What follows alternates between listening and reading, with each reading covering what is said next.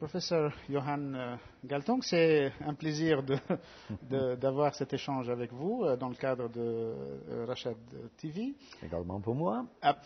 Je voudrais maintenant aborder avec vous quelques points d'actualité, avoir vos commentaires sur ces points. Donc, c'est des points d'actualité donc du jour. Alors, je vais commencer par exemple par la visite de la chancelière allemande Angela Merkel en Algérie.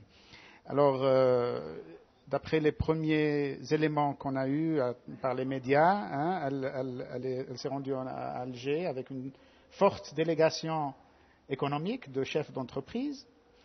Et ce qui a surpris, voire choqué certains observateurs, c'est qu'il y avait essentiellement 3 points dans son agenda. Le premier, c'est de renforcer la coopération sécuritaire à travers l'échange de renseignements entre l'Algérie et l'Allemagne, dans ce qu'ils appellent la lutte contre le terrorisme et Al-Qaïda au Maghreb. Le deuxième point, c'est un programme de vente d'équipements militaires, c'est la vente de frégates pour la marine algérienne, et puis la vente de systèmes de sécurité des frontières. Et puis le troisième point de l'agenda, c'est garantir un approvisionnement en Algérie. Alors maintenant, pour revenir à la question de l'Union pour la Méditerranée, ne pensez-vous pas qu'une telle visite, avec un tel agenda, ne fait que renforcer les appréhensions, les critiques de ceux qui disent que l'Union pour la Méditerranée, elle n'est en fait qu'un instrument de domination de l'Europe sur la rive sud de la Méditerranée? C'est presque incroyable. Parce que du point de vue de l'Occident, il y a toujours l'idée de démocratie et droits humains. Ils ne sont pas respectés en Algérie aujourd'hui. C'est une dictature. Mais c'est une dictature qui ouvre les portes pour le pétrole, pour le provisionnement énergétique, et qui est aussi dans la lutte contre le terrorisme. C'est-à-dire qu'ils sont manœuvrer relativement bien, n'est-ce pas, avec les mots de déclaration verbale. Mais ce que ça prouve est que pour l'Occident, ce n'est pas dictature ou démocratie qui compte. Ce qui compte est la coopération économique et la coopération de sécurité. C'est-à-dire coopération dans le sens de l'Occident. S'il y a une dictature qui ne fait pas ça, vient toutes les déclarations avec comme est jolie la démocratie et les droits humains. S'il y a une dictature qui fait exactement ça qu'on désire, il n'y a aucune déclaration. Comme la position de la Cour pénale internationale vis-à-vis de El-Béchir, le président soudanais, par exemple. Par exemple, typiquement. Un exemple typique. Et vous pouvez voir la même chose avec Zimbabwe, n'est-ce pas? Il y a une dictature là, mais ce n'est pas la dictature la plus grande et la plus importante dans le monde aujourd'hui.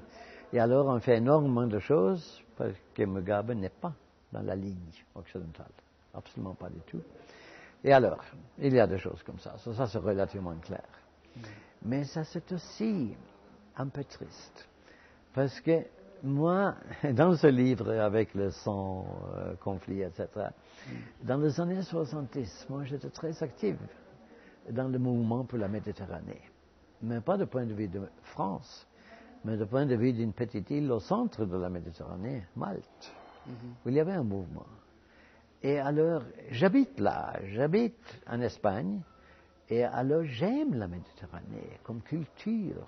Et il y a quelque chose pareil, nord et sud, est et ouest. J'aime les recettes, les repas et tout ça. Alors, la Méditerranée, c'est déjà une culture, mais ce n'est pas une culture française. La France, bien sûr, a fait des inventions. Par exemple, en Espagne, par exemple, en Égypte, 1798. Et on était jetés dehors, n'est-ce pas? Napoléon, on a vaincu la population du peuple, le peuple de Caire, je crois en 1806, et le peuple espagnol avec la guérilla, qui était une invention exactement contre l'armée de Napoléon, 1814, après le mouvement du peuple de Madrid, le fameux 2 mai 1808. Alors, il y avait la colonisation du Maghreb, à partir de 1830. Et alors, avec tout ça, ça c'est l'invasion numéro 2 de la France. La nouvelle invasion, vous... La nouvelle invasion, la nouvelle récupération, la reconquête. Je n'aime pas voir ça du tout. Alors, l'idée d'une union méditerranéenne est excellente. Aussi, j'aime voir la participation d'Israël et les Arabes de côté. Il y a beaucoup de choses à discuter là, il y a beaucoup de problèmes à régler. Mais ça, c'est quand même un cadre, peut-être, pour régler ça. Mais pas sur les auspices de la France. Et ce qu'on voit maintenant avec Angela Merkel est exactement là, on peut dire, continuation de la politique française avec le gouvernement de FLN d'Algérie. Exactement la même chose. Après les années 1990-91, n'est-ce pas, avec les élections et tout ça. Bon, on est dans la ligne, et ça c'est une ligne française. Ce n'est pas une ligne pour le peuple, par exemple, de l'Algérie, où il y a des Berbères. Il y a toute cette problématique-là. Ça, ce n'était pas dans la déclaration. Il y a toute la problématique de démocratie, il y a toute la problématique de l'islamisme de types différents. Il y a une diversité. Et alors, on joue seulement sur une carte de toute cette diversité. Je le trouve épouvantable et très triste aussi, avec une certaine tristesse. Et j'aimerais qu'on peut continuer avec le rêve d'une union méditerranéenne qui est vraiment une union de peuples méditerranéens, avec une capitale, un siège, par exemple, à Malte. Et absolument pas à Bruxelles ou à Paris, ni même à Marseille. Parce qu'il y a maintenant des gens à Marseille qui rêvent exactement de ça. Sur le nom, sur la dénomination, l'union, je sais, d'après les échanges que j'ai souvent eus avec vous, vous n'aimez pas beaucoup le terme union, vous préférez communauté. Communauté, c'est très clair. Parce qu'union, il y a quelque chose anglo-saxon dedans. As United Kingdom, Union Jack, etc. C'est quelque chose vertical, quelque chose avec un sommet. Et le sommet en Angleterre s'appelle Londres. Et je crois que dans la mentalité de Sarkozy, le sommet s'appelle Paris. Bon, communauté, communautaire, c'est plus horizontal, n'est-ce pas? Comme mot.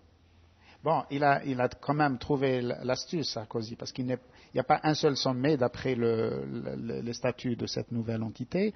Il y a deux coprésidents. Il y a un coprésident du Nord et un coprésident du Sud. Mais vraisemblablement, le coprésident du Sud n'aura pas le poids du coprésident du Nord. Mais est-ce qu'on a besoin d'un coprésident du Nord?